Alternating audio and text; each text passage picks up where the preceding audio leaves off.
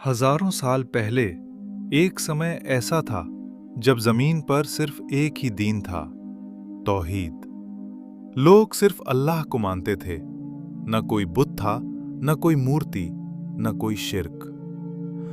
लेकिन फिर धीरे धीरे एक ऐसी गलती हुई जो इंसानी इतिहास का सबसे बड़ा फितना बन गई, और वही गलती आगे चलकर बनी शिर्क की शुरुआत।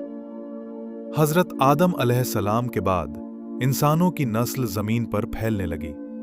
लोग अपने बुजुर्गों से तौहीद सीखते थे।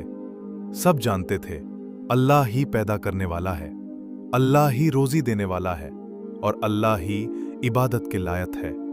उस समय दुनिया में ना कोई मूर्ति थी, ना कोई बुत, और ना ही कोई शिर्क। लोग सीधे सीधे अल्लाह की इबादत करते थे। उस दौर में कुछ लोग ऐसे भी थे जो बहुत नेक और परहेजगार थे। रिवायतों में उनके नाम आते हैं वद, सुवा, यगूस, यऊक, नसर।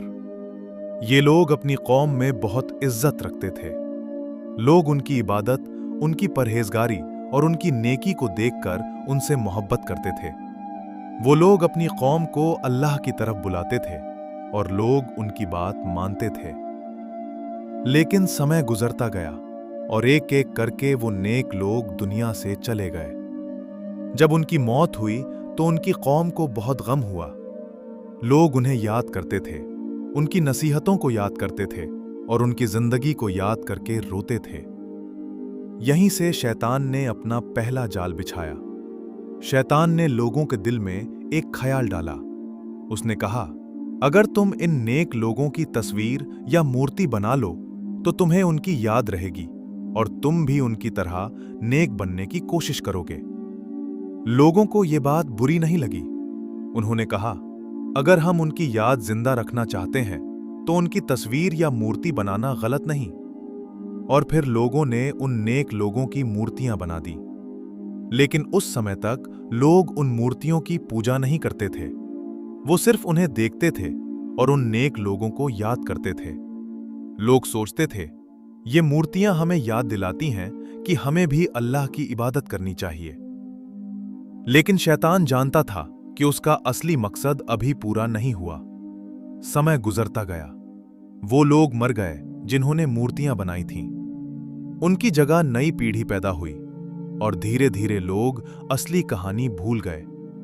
अब नए लोगों को सिर्फ इतना पता था कि उनके बुजुर्ग इन मूर्तियों को इज्जत देते थे। शैतान ने फिर उनके दिलों में एक और ख्याल डाला। उसने कहा, तुम्हारे बुजुर्ग इन मूर्तियों को मानते थे, शायद ये मूर्तियां ही तुम्हें अल्लाह के करीब कर सकती हैं। और यहीं से शुरू हुआ इंसानियत का पहला शिर्क। अब लोग उन मूर्तियों के सामने झुकने लगे, उनसे मदद मांगने लगे, उनके नाम की कुर्बानी देने लगे, और धीरे धीरे पूरी कौम बुत परस्ती में डूब गई। तौहीद जो कभी इंसानियत का दीन था, अब भुला दिया गया। शिर्क जमीन पर फैल चुका था। और उसी समय अल्लाह ने फैसला किया कि अब इंसानियत को फिर से सही रास्ता दिखाया जाए।